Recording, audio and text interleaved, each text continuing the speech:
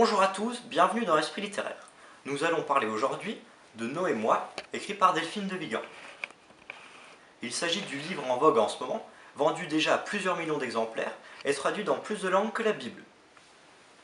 Pour en parler, nous accueillons aujourd'hui Monsieur Maxime Collin, spécialiste littéraire de l'émission, et Luca Garber-Pradel, élève au lycée Chopin. Monsieur Collin, pouvez-vous nous résumer rapidement l'histoire de ce best-seller ?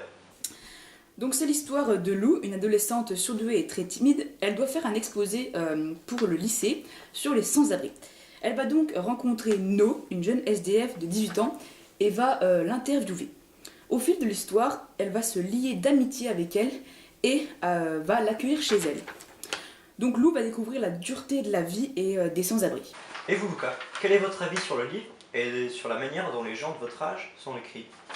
Je trouve que Delphine de Vigan a bien retranscrit les sentiments ou le comportement des adolescents, leurs problèmes, leurs envies, comme la séduction, la timidité ou bien la puberté.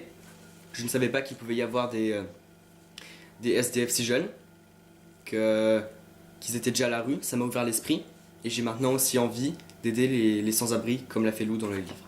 Donc je trouve aussi que le personnage de Lou est touchant. Si au début Lou est renfermée et extrêmement timide, lorsqu'elle rencontre No, elle est obligée de sortir de sa bulle de confort et de timidité. Elle s'ouvre vers les autres et elle mûrit surtout. Elle prend compte de la dureté, de la réalité et de l'injustice de la vie. Effectivement, un des passages décrit très bien la grande timidité de Lou et sa rencontre avec nous.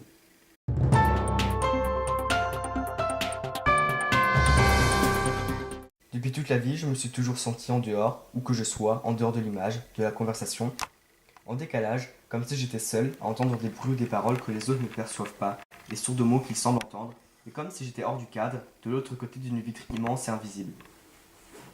Pourtant, hier, j'étais là, avec elle.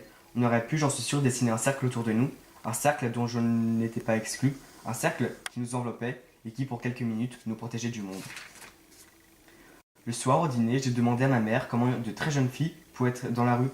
Elle a soupiré et m'a répondu que la vie était ainsi, injuste. Pour une fois, je me suis contenté de ça, alors que la première réponse sont souvent des esquives. Il y a longtemps que je le sais. Je pense que les téléspectateurs ont très bien compris l'histoire de ce livre, et j'espère que nous vous aurons donné envie de le lire. Je vous remercie tous les deux d'être venus. Merci à vous de nous avoir invités. Merci. C'est maintenant la fin de cette émission. Bonne soirée à tous et à la semaine prochaine.